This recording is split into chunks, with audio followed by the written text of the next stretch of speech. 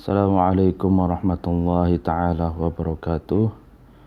Bismillahirrahmanirrahim. Alhamdulillahi rabbil alamin.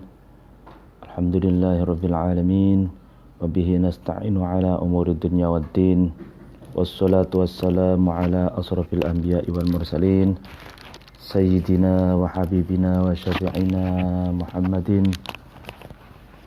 Wa ala alihi wa ashabihi wa man tabi'ahum bi ihsanin ila yaumiddin, amma ba'du. Pada hari ini kita akan melanjutkan pengajian kitab Adabud Dunya Waddin. Sebelumnya mari kita membaca surah Al-Fatihah ila hadratin Nabi Mustafa Muhammad wa ala alihi wa ashabihi wa man tabi'ahum bi ihsanin ila yaumiddin. Al-Fatihah. A'udzubillahi minasyaitonir rajim. Bismillahirrahmanirrahim. Alhamdulillahi rabbil alamin arrahmanir rahim maliki yaumiddin. Iyyaka na'budu wa iyyaka nasta'in ihdinas siratal mustaqim siratal ladzina an'amta 'alaihim ghairil maghdubi 'alaihim waladdallin. Ila hadratin jami'il ulama'il 'amilin wa syuhada'i wal awliya'i sholihin wa bil khususan muallif musannif hadal kitab Adabud Dunya Waddin, Syekh Abil Hasan Ali bin Muhammad bin Habib Al-Mawardi Al-Basri Asy-Syafi'i. Al-Fatihah. A'udzubillahi minasyaitonir rajim. Bismillahirrahmanirrahim. Alhamdulillahi rabbil alamin arrahmanir rahim maliki yaumiddin.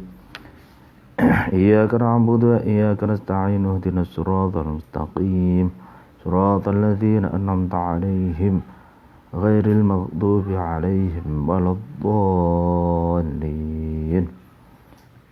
Amin. Bismillahirrahmanirrahim. Kita masih membahas tentang sifat-sifatnya orang yang berakal dan sifat-sifatnya ahmak, orang yang bodoh atau orang yang dungu. Bahasa Jawanya kumprung. Wa'lam, ketahuilah kamu, annahu, ini dhamir sya'an yang sudah dijelaskan oleh Romo Kiai Haji Ulil Absar Abdallah dalam pengajiannya tentang dhamir sya'an. Bihasabima yantashiru, bihasabima, dengan melihat atau dengan mempertimbangkan sesuatu, yantashiru, yang berkembang, ya kan, yang berkembang, min fadhailil aqili, dari keutamaannya orang yang berakal. Jadi dengan melihat keutamaannya orang yang berakal, yang berkembang, yang sudah banyak diketahui oleh kita. Kadzalika, demikian juga yantashir, maksudnya berarti berkembang, yadharu, tampak itu, sesuatu itu, min radha'il jahili, dari rendahnya atau kehinaannya orang yang bodoh, hatta yasiru, sehingga jahil itu menjadi masalan. Ini jahil juga bisa akil, masalan sebagai permisalan atau sebagai peribahasa atau sebagai sampel, sebagai contoh-contoh gitu kan. Fil ghabirina, dalam orang-orang yang datang kemudian. Wa hadisan, dan menjadi cerita. Fil akhirina, bagi orang-orang generasi akhir. Jadi ini Al-Mawardi menjelaskan berbagai kisah tentang orang-orang yang akil, orang-orang yang berakal, dan orang-orang yang bodoh atau dungu, itu dengan kisah-kisah, dengan percakapan-percakapan yang sudah dijelaskan di atas. Dan Al-Mawardi ingin mengatakan bahwa keutamaan-keutamaan, karakter-karakter luhur orang yang berakal dan rendahnya karakter orang yang jahil itu bisa dijadikan misal atau peribahasa atau sampel, contoh, dijadikan contoh pelajaran bagi generasi berikutnya, dan dijadikan bahan cerita bagi orang yang datang di zaman akhir seperti kita ini. Ma'a hatkihi, serta rusaknya jahil, fi asrihi, di dalam masanya jahil. Wa qubhi dzikrihi, dan buruknya penyebutan jahil, ma'a fi dahrihi, dalam masanya jahil. Jadi orang bodoh itu di masanya itu adalah orang-orang yang berbuat rusak gitu. Sehingga menyebut kerusakan-kerusakannya itu sepanjang masa atau di masanya itu seringkali keburukan-keburukannya itu dibicarakan gitu ya, dibicarakan oleh masyarakat, komunitas yang menyaksikan kehidupannya gitu. Dan kita sebagai generasi akhirin, generasi belakangan ini bisa mengambil contoh betapa orang bodoh itu di mata masyarakat, di mata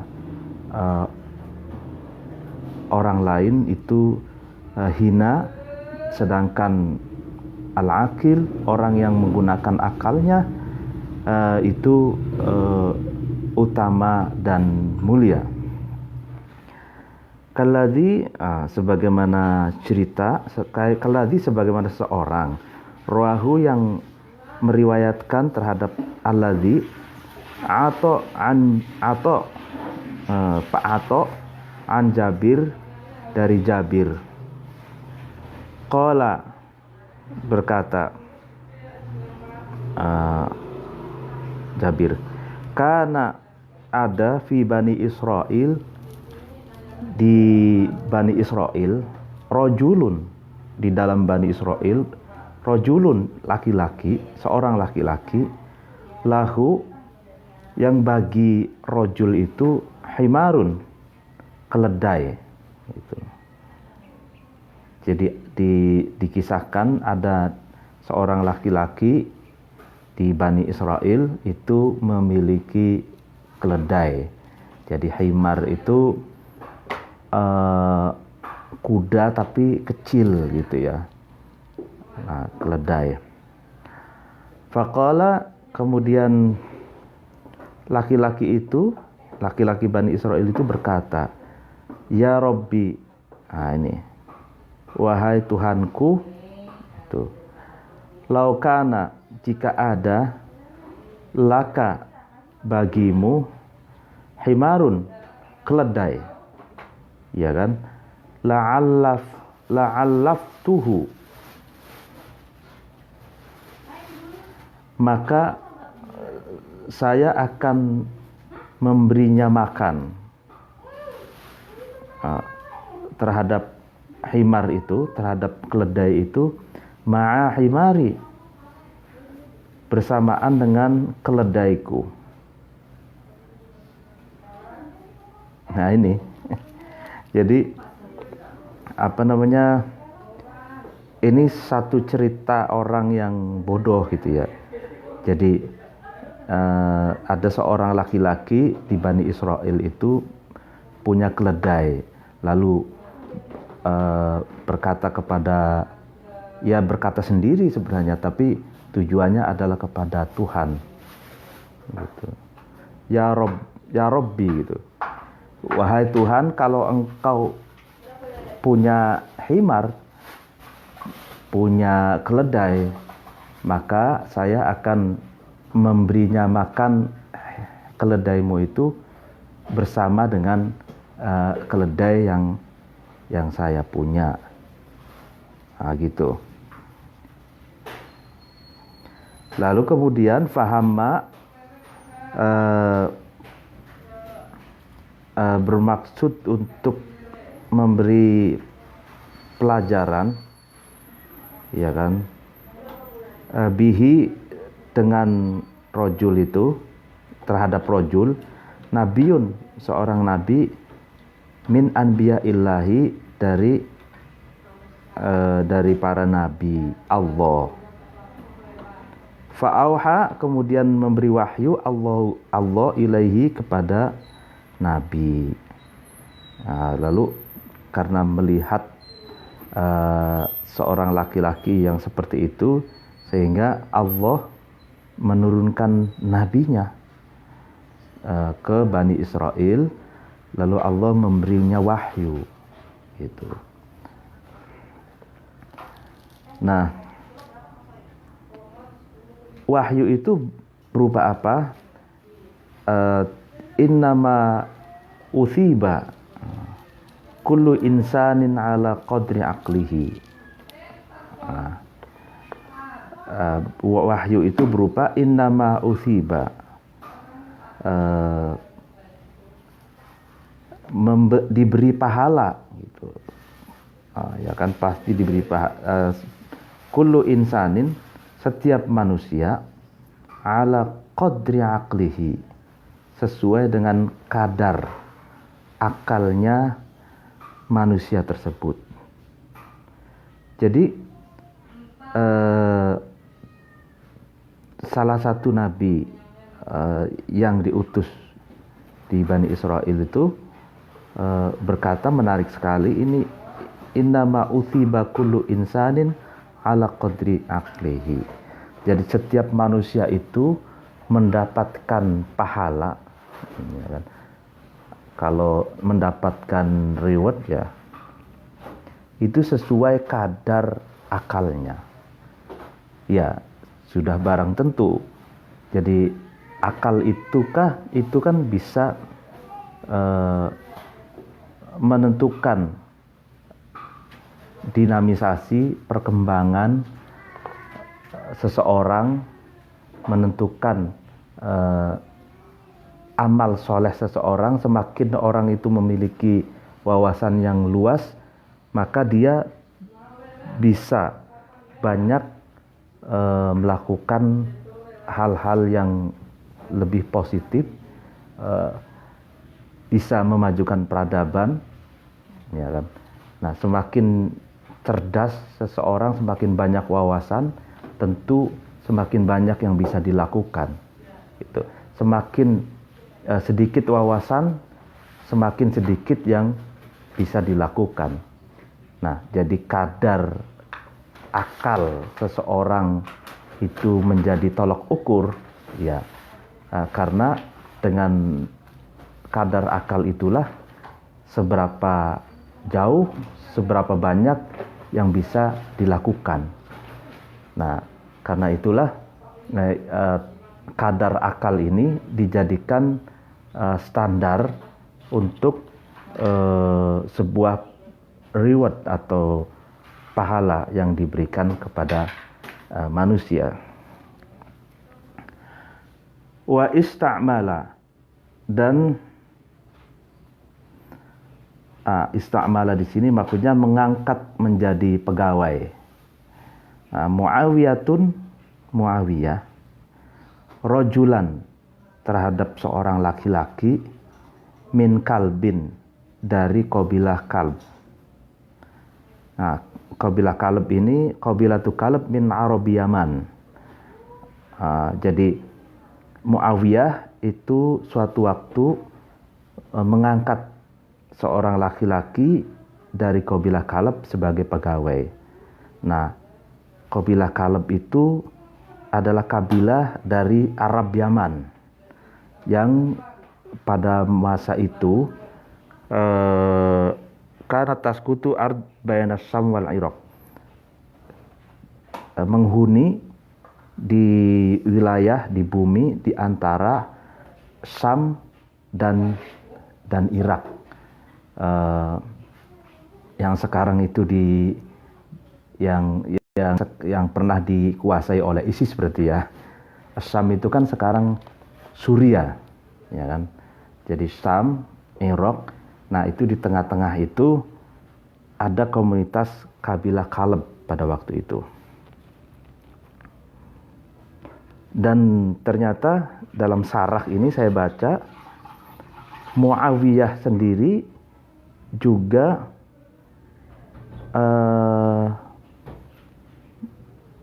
menikah terhadap seorang perempuan dari Bani Kalb itu, namanya Maisun binti Mujaddil al-Kalbiyah. Nah, jadi kenapa Muawiyah itu mengangkat pegawai seorang laki-laki dari kabilah Kalb ya? Jadi kalau saya baca sarahnya, karena Muawiyah itu juga menikahi perempuan dari kabilah Kalb gitu. Fadzukiro, lalu kemudian dituturkan al-majus, orang majusi, yauman, di suatu hari, ya kan, indahu, yang berada di sampingnya rojul, seorang laki-laki yang dari Bani Kalb itu. Faqala, kemudian seorang laki-laki itu berkata, laki-laki rojul bin Kalb tadi,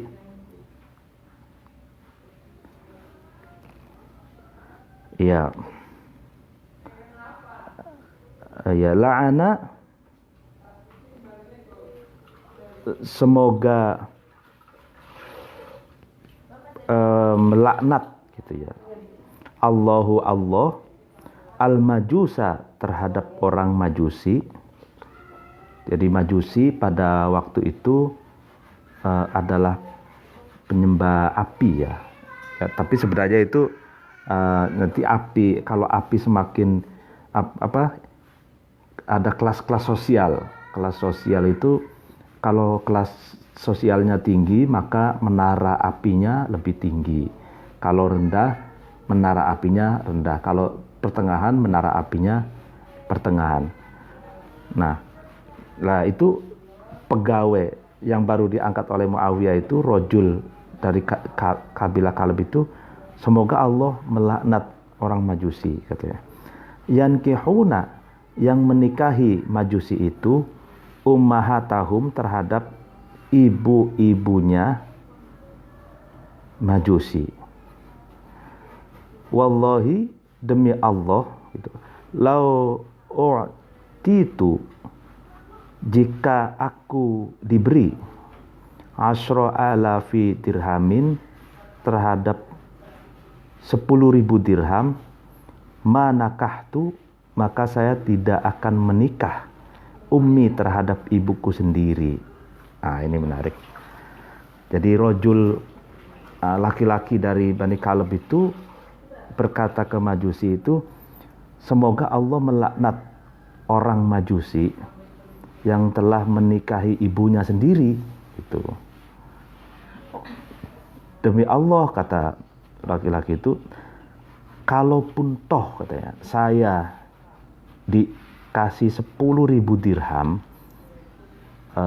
demi Allah saya tidak akan menikahi ibuku sendiri. Ini saya ingin sedikit menceritakan. Majusi itu di dalam peradaban Persia kuno, berdasarkan pembacaan saya di kitab Duhrul Islam, ya, Duhrul Islam, Tohal Islamnya Ahmad Amin, seorang cendekiawan dan penulis produktif Mesir. Dulu Majusi itu ada semacam madhab, ya, namanya Mazdak gitu. Nah, Mazdak ini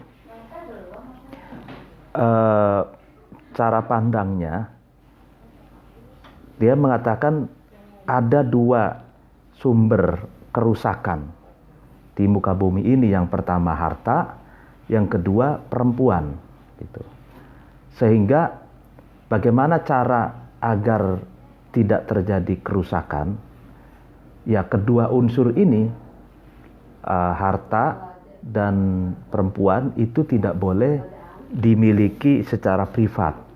Jadi harus dimiliki secara bersama. Jadi milik bersama harta dan perempuan. Itu menurut aliran Mazdak di kalangan Majusi Persia klasik pada waktu itu.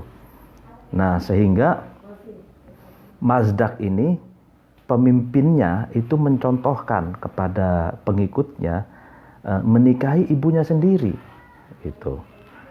Sehingga pengikutnya pun banyak yang menikahi ibunya sendiri, lalu kemudian menikahi adiknya, incest ya kalau zaman sekarang. Karena tidak boleh dua hal itu dimiliki secara privat. Ya seperti ayam, seperti itu berarti ya. Nah, tapi dia kemudian Islam masuk gitu ya.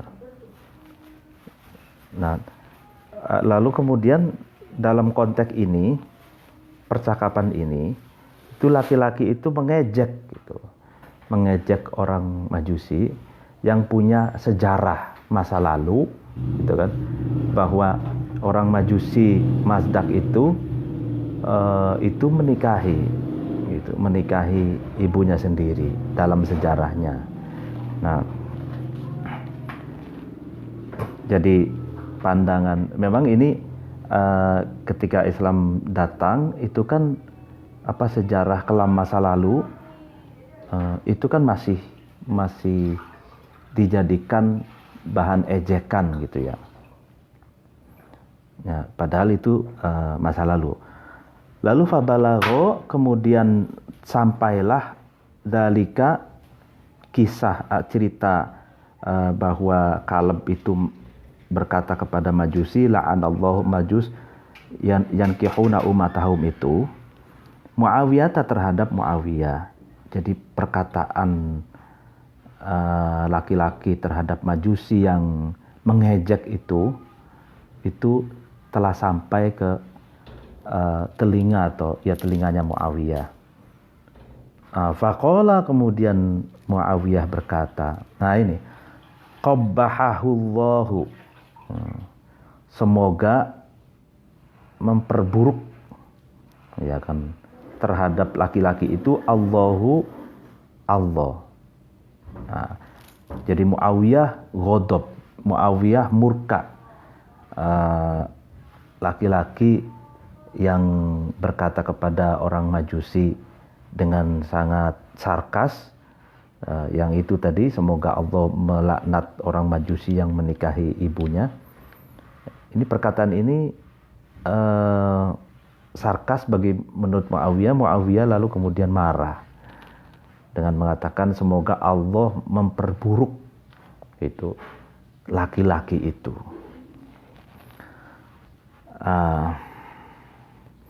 Atarawnahu, ya kan, apakah kamu tahu atau memberitahu ya kepada laki-laki itu, lau zaduhu, ya kan, jika seorang kaum itu menambah ya terhadap laki-laki itu, fa'ala, maka laki-laki itu melakukan. Ya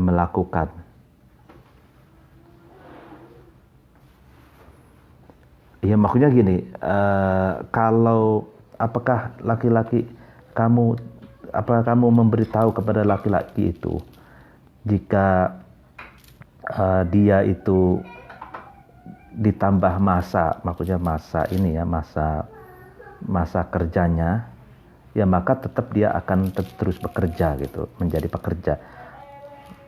Tetapi wa'azzalahu, dan memecat Muawiyah terhadap laki-laki itu, ya kan, nyopot itu mecat. Jadi Muawiyah akhirnya memecat laki-laki dari Kalb yang berkata kasar tadi terhadap orang Majusi. Wawala, lalu Muawiyah itu mengangkat jadi pekerja Robi al-Amir terhadap Robi al-Amir. Jadi laki-laki tadi dari Bani Kalb itu dipecat, lalu kemudian Muawiyah mengangkat pekerja Robi bin Amir. Wakana, dan ada Robi bin Amir minan Nawaki.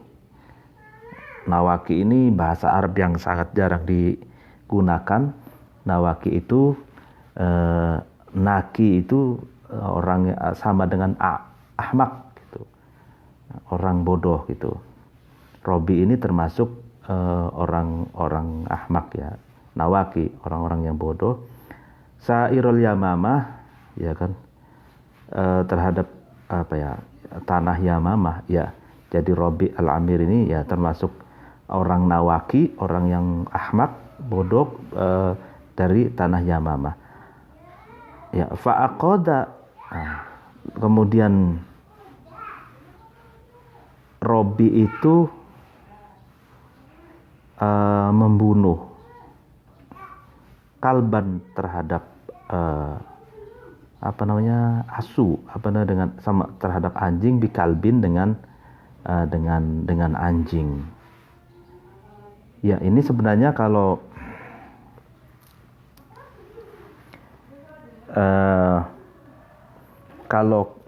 yang di atas itu kan kalb itu maksudnya kaubilah kalb. Kalau di sini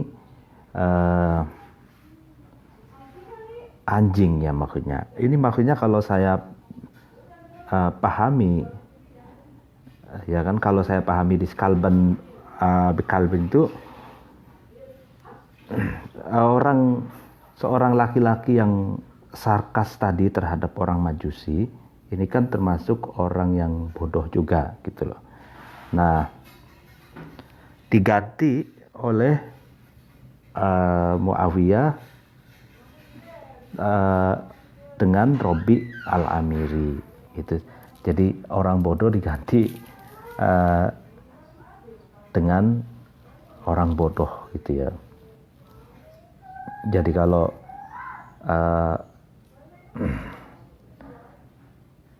tapi bisa juga diartikan bahwa fa'aqadah kalban bi kalbin itu memang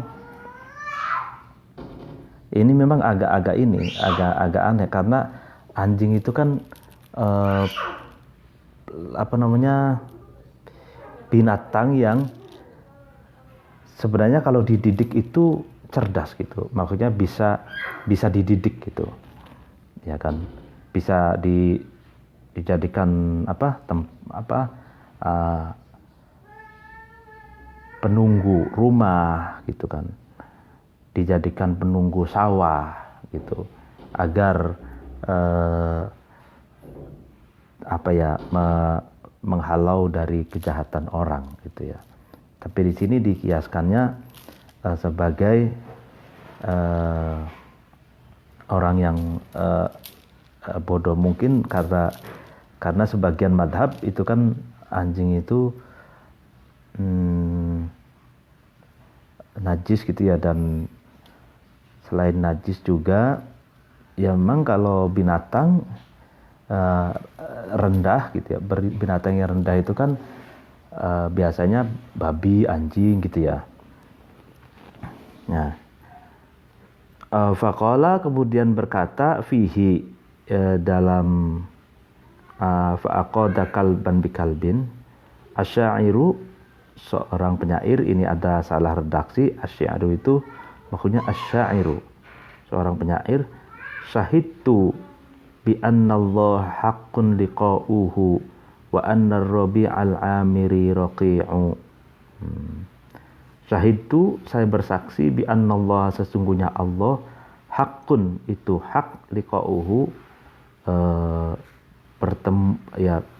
pertemuannya Allah, wa anna ar-rabi'al amir, sesungguhnya bapak Rabi'al Amir, raqi'u itu ya bodoh gitu ya.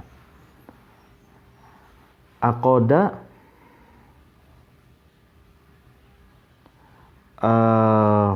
Robi itu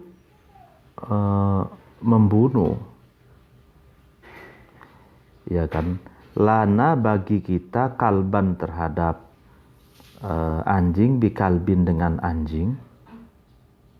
Nah itu lam yada, yang tidak meninggalkan Robi ya kan, dima akilabil muslimina, terhadap darahe anjing-anjingnya umat muslim, tadi'u yang tersia-sia lah ini. Oh iya, berarti ini maksudnya berarti anjing ini, jadi bukan pepatah. Jadi Robi itu hobinya membunuh anjing itu, sampai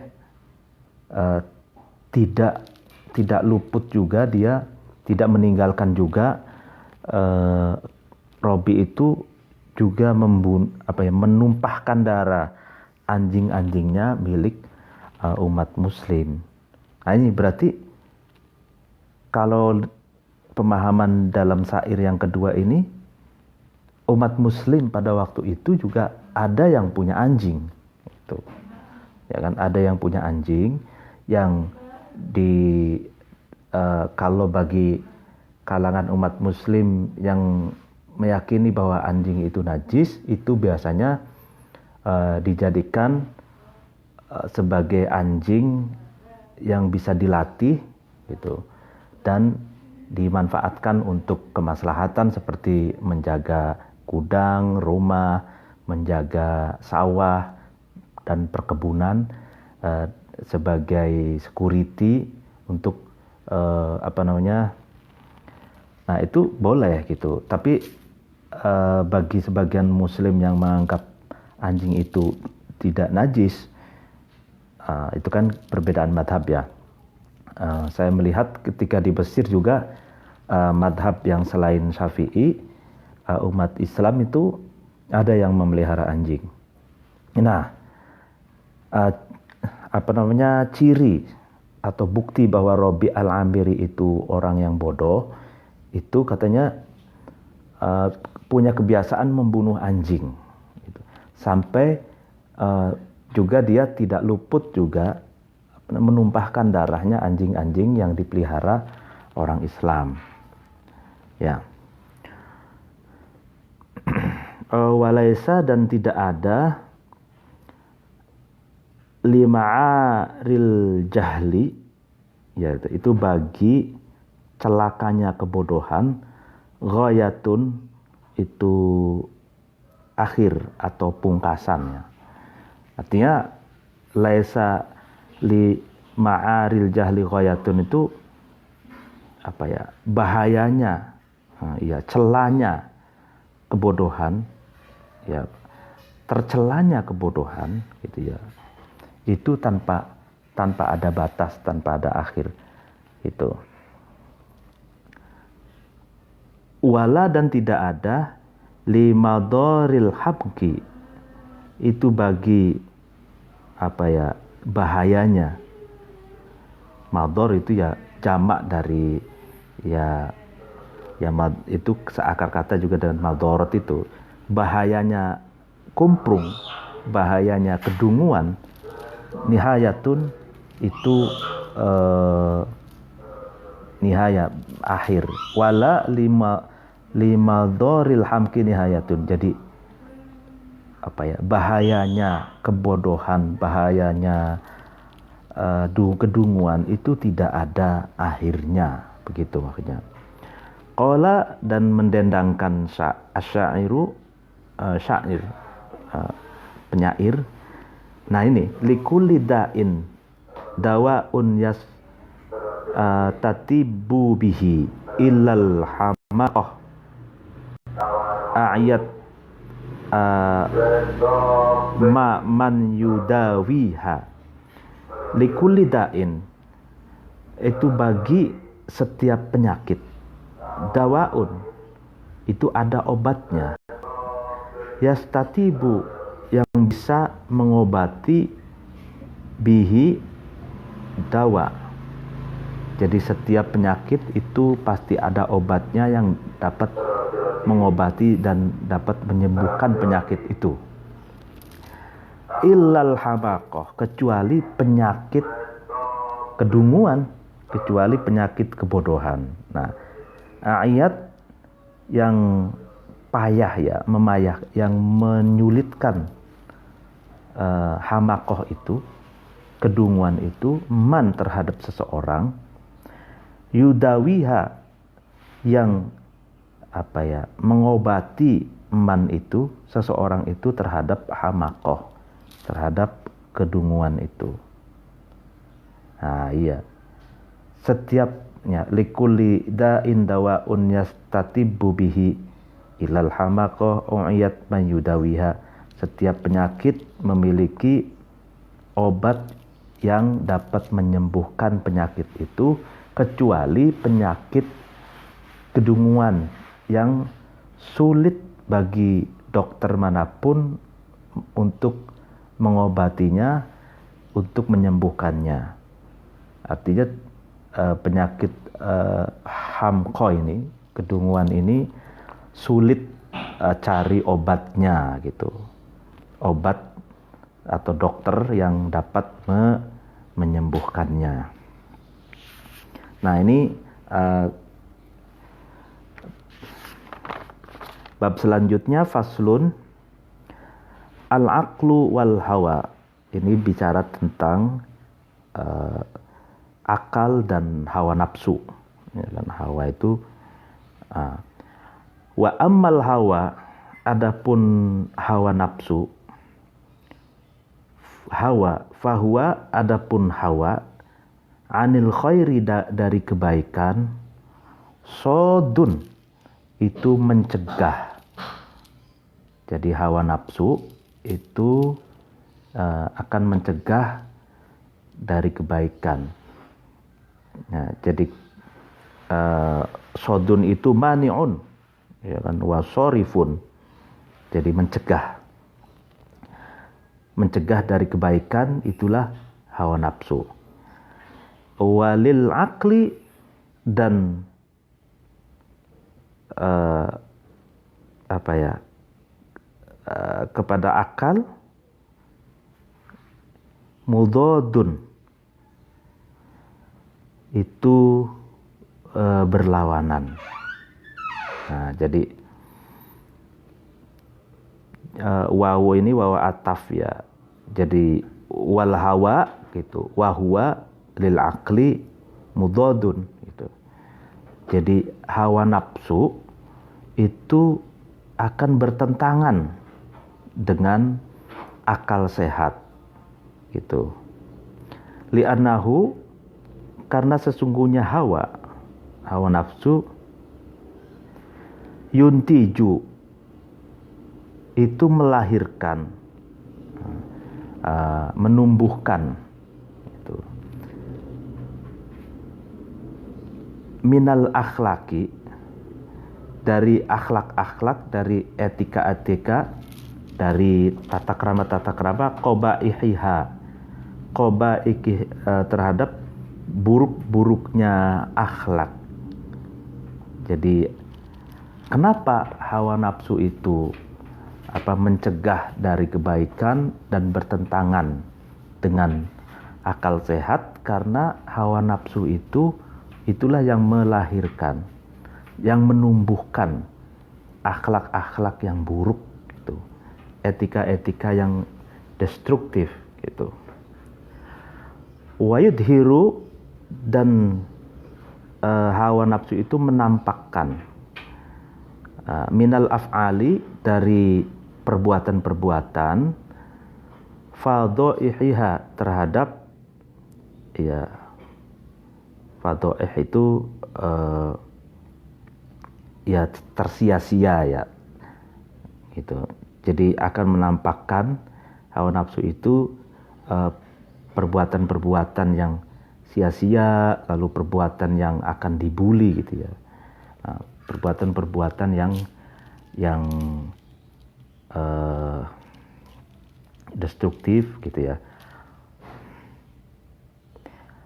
Wa yaj'alu, dan hawa itu menjadikan sitrol muru'ati, terhadap tembok-tembok marwah gitu, atau penghalang-penghalang marwah, muru'ah, itu harga diri.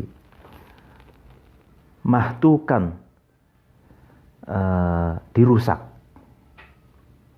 Jadi hawa nafsu itu yang menjadikan dinding-dinding harga diri itu ambrol, menjadikan dinding-dinding marwah itu menjadi runtuh, rusak gitu. Itu hawa. Wa madkhala syarri, dan hawa nafsu itu menjadi tempat masuknya keburukan, hawa nafsu itu menjadikan, ini wawu ini atop ke wa yaj'alu sitra itu, wa madkhala syarri, dan hawa nafsu itu menjadikan tempat keburukan, maslukan, yang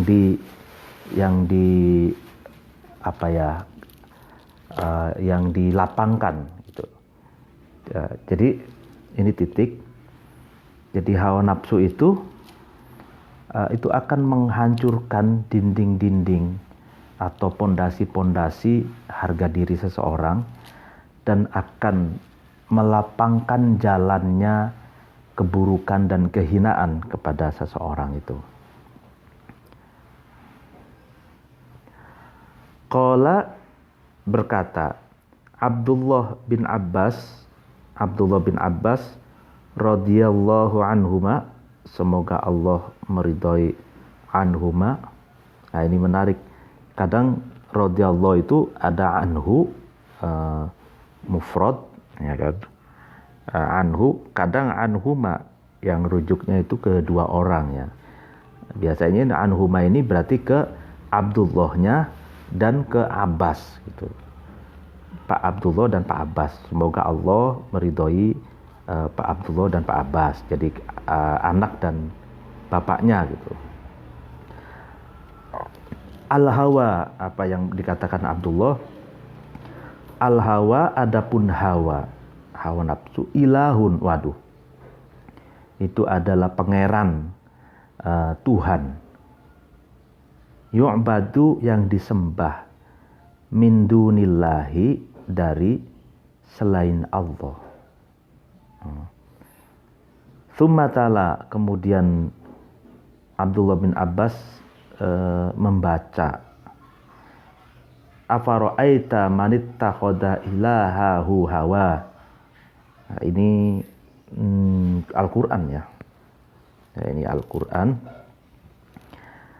Kenapa Abdullah bin Abbas itu mengatakan bahwa hawa nafsu itu adalah Tuhan yang disembah selain Allah?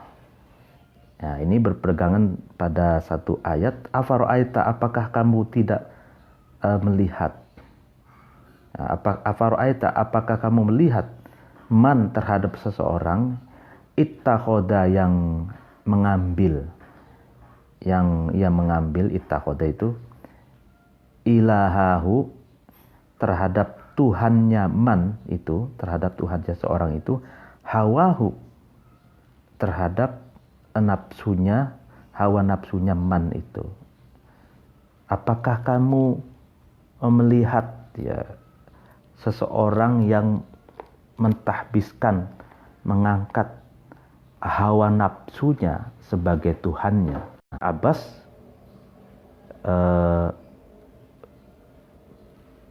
berpandangan bahwa hawa nafsu itu adalah Tuhan yang disembah selain Allah.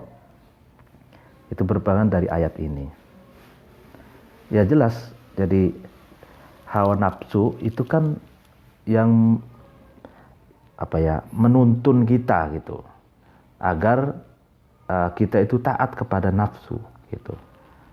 Nah ini kalau terus-terusan taat kepada nafsu, maka kan berarti tidak taat kepada Tuhan, kepada Allah, seperti itu. Nah makanya Abdullah bin Abbas mengatakan hawa nafsu itu Tuhan yang disembah selain Allah bagi orang-orang yang mengikuti perintah dan kehendak hawa nafsunya sendiri itu. Wa qala, dan berkata Ikrimah fi qaulihi ta'ala, dalam firman Allah Ta'ala, walakinnakum fatantum anfusakum. Nah, Ikrimah ini siapa? Ikrimah nama aslinya itu Ikrimah Abu Abdullah Al-Madani Al-Barbari min ahlil Maghrib mawali Ibnu Abbas, karena min fuqaha'il muslimin wa ulama. Yaitu Ikrimah itu dari tanah Maghrib ya. Maghrib itu Maroko berarti kalau sekarang. Dan Ikrimah ini termasuk fuqaha'il muslimin, orang yang ahli fikih, orang muslim dan ulama pada masanya. Beliau wafat di Madinah pada tahun 103 Hijriah itu. Ini juga bawali Ibnu Abbas. Ya, ya. Nah, Ikrimah ini berkata, mengutip firman Allah, walakinnakum, akan tetapi sesungguhnya kita ini fatantum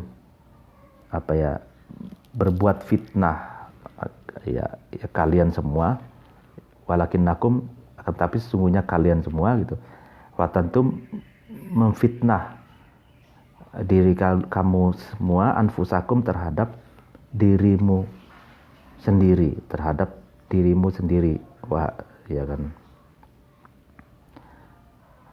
Yakni bisyahwat. Jadi bagaimana seseorang itu memfitnah dirinya sendiri. Artinya bisyahwat katanya. Maksudnya Allah itu ya dengan syahwat. Jadi syahwat, hawa nafsu itu kan ada di dalam diri manusia, ada di dalam diri kita. Nah, syahwat dan hawa nafsu itulah yang menggelincirkan, yang memfitnah diri kita sendiri gitu. Wa tarabbastum, yakni bitaubat. Ya, kata-kata tarabbastum di sini sebenarnya hanya menafsirkan kata-kata tarabastum, yakni bitaubat, yaitu yang Allah maksudkan itu dengan taubat. Ya artinya gini, sebenarnya kan kejahatan itu atau keburukan atau fitnah itu berasal dari diri manusia yang memfitnah dirinya sendiri, yang memperburuk dirinya sendiri, lalu kemudian keburukan diri ini itu terejawantahkan keluar untuk memperburuk orang lain, itu kan. Jadi ketika seorang itu berbuat buruk kepada orang lain, berarti dia itu sesungguhnya sedang memfitnah dirinya sendiri, karena itu efek dari syahwat, efek dari nafsu yang muncul, yang bersarang di dalam dirinya gitu. Dan itu satu-satunya cara yaitu dengan taubat. Wa irtabtum. Nah, ini saya ini kok ada ini maksudnya penafsiran Ikrimah ini. Wa irtabtum yakni fi amrillah. Jadi ada kata-kata irtabtum kalau dalam Al-Qur'an, kata Ikrimah maksudnya ragu kalian itu, yakni fi amrillah. Artinya dalam perintah atau urusan Allah. Wa azzartum al-amani. Wa azzartum al-amani. Wa azzartum membujuk terhadap kalian semua al-amani, angan-angan. Ya kan. Yakni bitaswif, yaitu dengan menunda-nunda gitu ya. Jadi angan-angan yang menunda-nunda untuk berbuat baik. Jadi ingin berbuat baik itu terus ditunda-tunda sehingga tidak melakukan kebaikan dan terus melakukan keburukan. Hatta jaa amrullah, yakni al-maut. Oh, jadi sampailah datang amrullah, maksudnya perkaranya Allah, yakni al-maut. Maksudnya amrullah itu adalah kematian. Artinya bahwa proses seseorang itu memfitnah dirinya sendiri gitu. Lalu kemudian dia terbujuk oleh rayuan-rayuan, biasanya ada istilah rayuan setan gitu ya, rayuan-rayuan keburukan, dengan menunda-nunda berbuat baik gitu, sampai datanglah kematian gitu. Wa gharrakum bihil ghurur. Wa gharrakum, dan membujuk terhadap kalian semua, billahi, demi Allah, al-ghurur, ya kan. Ghurur ini setan yang banyak membujuknya, yakni maksudnya al-ghurur itu asyaiton, yaitu setan. Jadi demi Allah katanya, setan itu akan senantiasa membujuk, merayu, membisiki kita semua. Waruya, dan diriwayatkan anin Nabi, dari Nabi sallallahu alaihi wasallam, annahu, sesungguhnya Nabi, qala, itu berkata Nabi, ta'atu syahwati da'un wa isyanuha dawaun. Nah, ini bagus banget. Ta'atu syahwati, adapun taat terhadap syahwat, menuruti keinginan nafsu, gitu kan. Daun itu penyakit, gitu. Wa isyanuha, adapun nak nolak atau melawan keinginannya syahwat, gitu, keinginannya nafsu, itu dawaun, obat. Nah, menarik kan. Jadi dalam diri manusia itu terjadi pergolakan, ya kan? Terjadi perang, ya bukan perang Badar, tapi perang di dalam diri manusia itu. Apakah mau mengikuti syahwat, mengikuti keinginan nafsu, ataukah tidak mengikuti dan bahkan memerangi keinginan nafsu itu. Nah, kedua-duanya itu adalah penyakit dan obat. Kalau kita mengikuti hawa nafsu, menuruti keinginan syahwat, maka itu berarti kita memilih penyakit. Tapi kalau kita tidak mengikuti keinginan syahwat, tidak memenuhi keinginan nafsu, dan bahkan melawannya, maka kita memilih obat. Tinggal pilih apakah milih penyakit, apakah milih obat. Gitu. Kalau ingin sehat, ya harus memilih obat.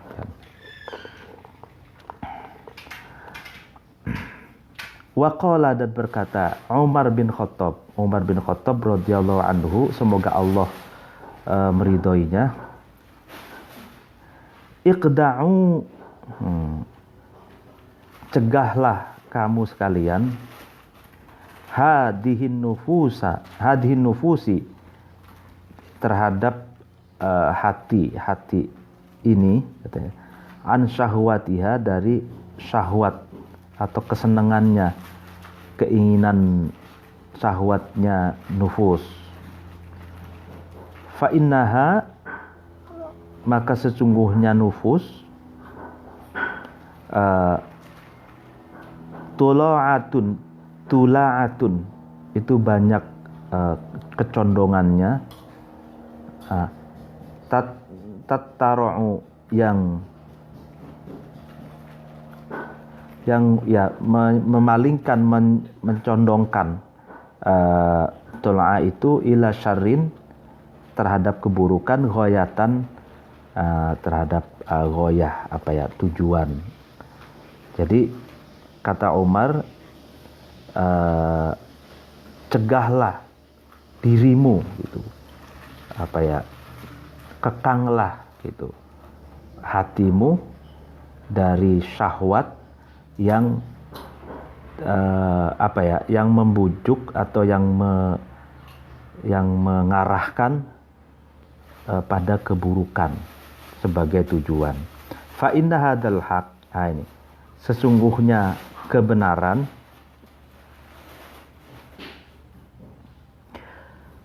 sakilun, yaitu berat, ya, muriun, dan pahit. Jadi sesungguhnya kebenaran itu berat dan pahit.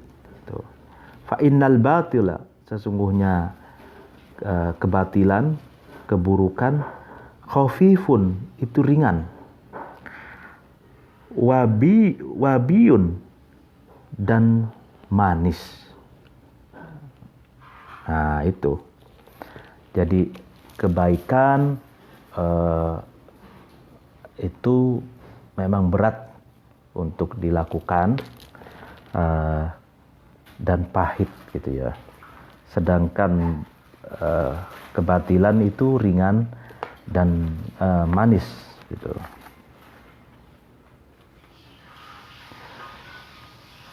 Warubba nadratin, terkadang satu penglihatan, zaraat, itu menanam, penglihatan itu syahwatan, terhadap syahwat.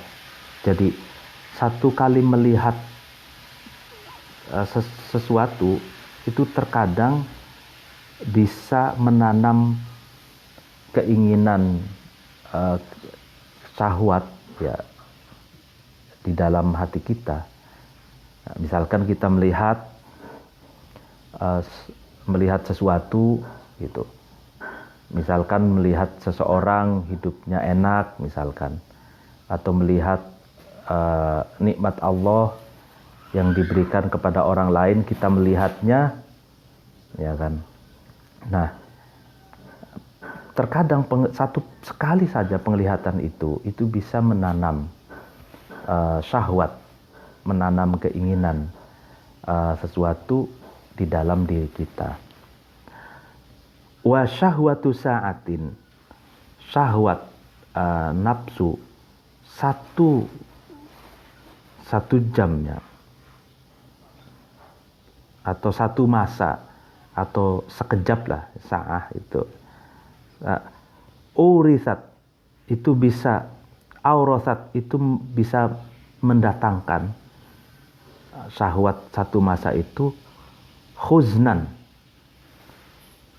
Oh ya, syahwatu sa'atin itu syahwat 1 jam. Aurasat itu bisa mendatangkan syahwat sa'ah itu khuznan, terhadap kesusahan tawilan yang teramat panjang. Nah ini, jadi berhati-hati kita jangan sampai mengikuti hawa nafsu sesaat, tapi kita akan didera, kita akan mengalami kesusahan yang sangat panjang dan sangat lama. Jadi ini ingat pepatah di Cirebon itu, di desa saya ada pepatah enake sak klenteng, ya kan, enake sak klenteng, maksudnya enake sak klenteng, getune sak endeng-endeng. Jadi enake sak tunteng itu, kelenteng itu nama biji kapuk itu, ya kan. Enaknya itu sekecil biji kapuk gitu. Tapi menyesalnya itu seumur hidup gitu. Jadi enake saklenteng, enaknya itu sekecil biji, tapi getune saendeng-endeng. Ya itulah orang yang selalu orang yang mengikuti hawa nafsunya itu enaknya sesaat gitu, tapi susahnya itu sepanjang masa. Waqala, dan berkata Ali bin Abi Thalib radhiyallahu anhu, semoga Allah meridhoinya, akhafu alaikum isnaini, akhafu saya takut, alaikum atas kalian semua, isnaini terhadap dua hal. Yang pertama yang ditakutkan Ali bin Abi Thalib, itba'al hawa, mengikuti hawa nafsu. Yang kedua, watulal amali, dan panjangnya angan-angan. Fa inna itba'al hawa, maka sesungguhnya mengikuti hawa nafsu, yasuddu, itu dapat mencegah, ittiba'ul hawa tadi, anil haqqi, dari kebenaran. Fatulal amali, dan panjangnya amal itu hayalan, angan-angan. Yunsi'u, itu bisa melalaikan, tulul amal itu al-akhirata, terhadap akhirat. Jadi Ali bin Abi Thalib itu berkata kepada sahabat dan umat Islam, saya takut kepada kalian atas dua hal. Yang pertama mengikuti hawa nafsu, yang kedua panjangnya angan-angan. Nah, kenapa? Karena kalau mengikuti hawa nafsu itu akan mencegah dari kebaikan, akan mencegah dari kebenaran. Dan yang kedua, kalau panjang angan-angan itu melalaikan akhirat. Artinya seolah-olah hidup itu panjang, Padahal kalau kiai kita di Lirboyo itu hidup ini seperti mampir ngombe, jadi hanya seperti numpang ngopi saja, numpang ya ngopi, ya, minum, sangat sebentar sekali, dan nanti akan dilanjutkan hidup di akhirat gitu. Jangan sampai tulul amal, banyaknya angan-angan itu melalaikan bahwa kelak ada akhirat setelah kehidupan dunia ini. Qala, dan berkata Asy-Sya'bi, Pak Sya'bi berkata, innama sumiya, sungguhnya dinamakan al-hawa, hawa nafsu dinamakan dengan hawa, terhadap hawa, li'annahu, karena hawa, yahwi, itu menjatuhkan, hawa itu bisohibihi, terhadap pemiliknya hawa. Oh ya, ini kalau menurut Sya'bi, kenapa hawa nafsu itu dinamakan hawa? Itu karena hawa nafsu itulah yang akan menjatuhkan pemiliknya. Gitu. Jadi Yahwi itu menjatuhkan. Gitu. Jadi orang yang mulia menjadi jatuh karena mengikuti hawa nafsu. Ya kan? Qala, dan berkata A'robiyun, Bapak A'robi, al-hawa hawanun. Nah, kenapa hawa nafsu itu dinamakan hawa? Itu hawanun. Jadi hawanun itu artinya hina. Itu hawanun. Nah, kita lihat sarahnya. Ya hawanun ay adzul. Nah, ya kan. Walakin sumiya, walakin hulito, dan ya dilupakan hawa itu biismihi, dengan namanya. Oh iya, jadi kalau menurut Sya'bi itu kan kenapa hawa nafsu dinamakan hawa, karena dia akan menjatuhkan pemiliknya. Sementara menurut A'robi, kenapa hawa nafsu itu dinamakan hawa, karena akan menghinakan pemiliknya. Jadi ini nama itu sesuai dengan yang dinamai. Itu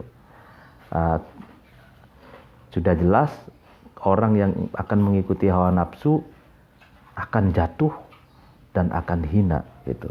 Makanya hawa nafsu dinamakan hawa gitu. Fa'akhoda, kemudian akhoda itu ya mengambil makna literalnya, ya asyairu, penyair. Waqala, dan berkata penyair itu, syair itu, atau mendendangkan syair, penyair itu, syairnya innal hawana huwa al hawa quliba ismuhu fa idza hawaita falaqad laqaita hawana. Keren. Innal hawana, sesungguhnya sifat hina, huwa, yaitu sifat hina, al hawa itu nafsu, kuliba yang dibalik, ismuhu namanya hawan. Fa'idha hawaita, kemudian ketika kamu menuruti hawa nafsu gitu, faqad laqaita, maka kamu akan menjumpai, kamu akan menemukan hawanan, terhadap kehinaan. Nah, itu kan menarik. Jadi sifat hina ya kan, itu hawan ya. Jadi ada dalam apa namanya, gramatikal Arab itu ada istilahnya i'lal. I'lal itu ilmu yang mengetahui perubahan kalimat gitu. Misalkan sona asluhu sowana gitu. Nah, lalu kemudian kenapa menjadi sona?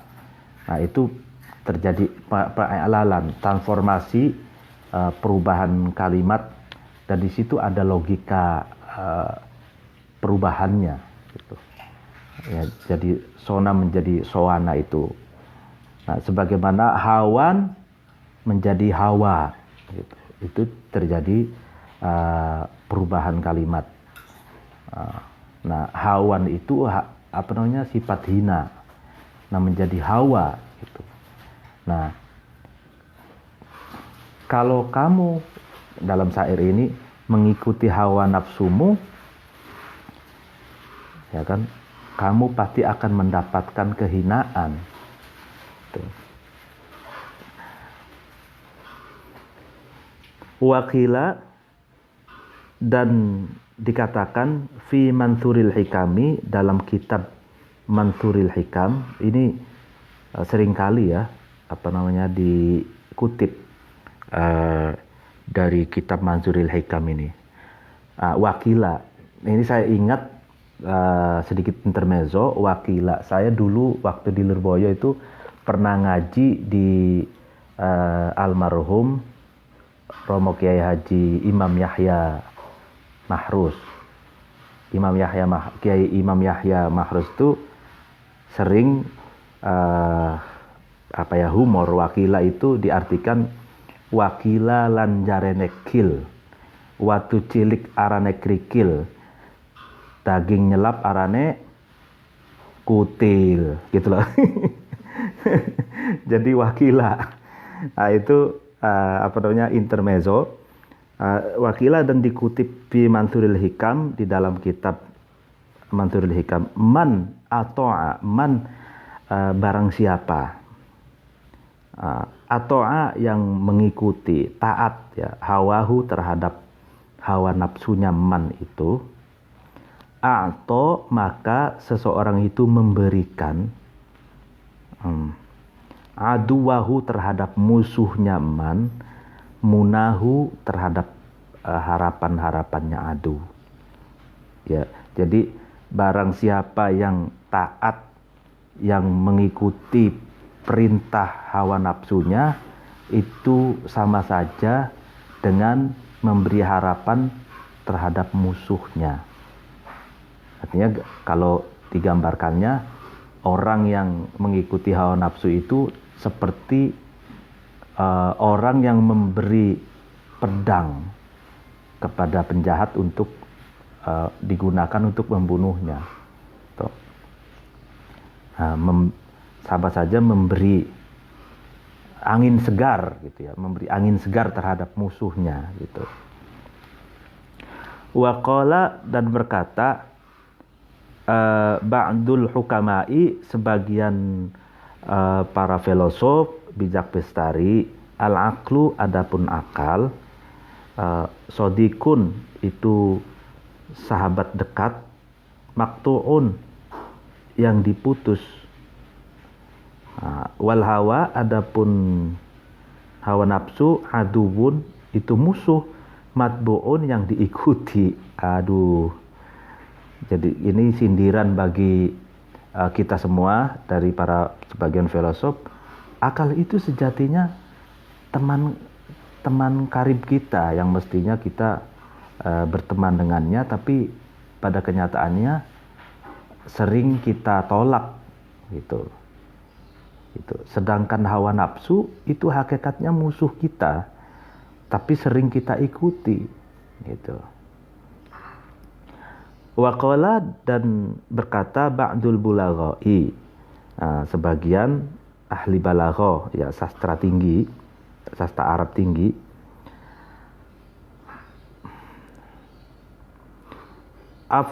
afdolun nasi, adapun lebih utama-utamanya manusia, man itu seseorang, aso yang menentang, yang menolak seseorang itu, hawahu terhadap hawa nafsunya man.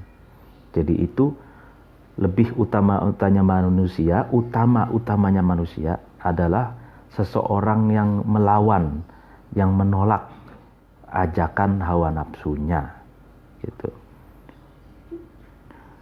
Wa afdolu, dan lebih utama-utamanya seorang minhu dari nas itu, man seseorang, rofado yang menolak dunyahu terhadap dunianya man. Maksudnya jadi di dunia ini kan tentu banyak hal yang menggiurkan, sehingga kita perlu waspada dengan itu. Nah, itulah orang yang utama itu adalah orang yang ya waspada terhadap kehidupan dunia ini.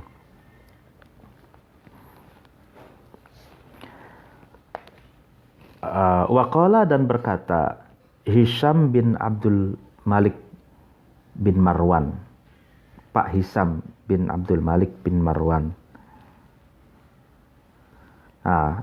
Pak Hisham ini,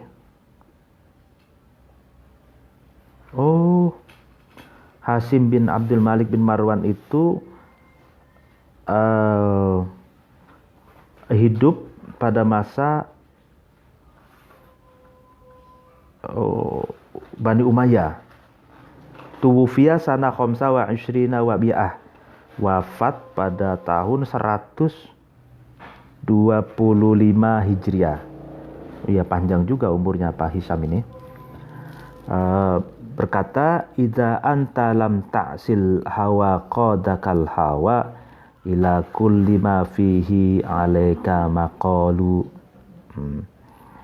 Idza anta, karena kamu, lam ta'si itu tidak melawan, al hawa terhadap hawa nafsu, qadaka ya maka menuntun terhadapmu al hawa nafsu itu, ila kullima terhadap segala sesuatu, fihi yang ada di dalam ma itu, sesuatu itu, alaika yang merugikanmu, maqalu itu ucapan-ucapan. Jadi karena kamu itu tidak melawan hawa nafsumu, maka hawa nafsumu menuntunmu kepada segala sesuatu yang merugikanmu. Ya, pengajian untuk pagi hari ini dicukupkan sekian. Apabila ada ucapan yang salah, mohon maaf. Wallahul muwaffiq ila aqwamit thoriq. Wassalamualaikum warahmatullahi wabarakatuh.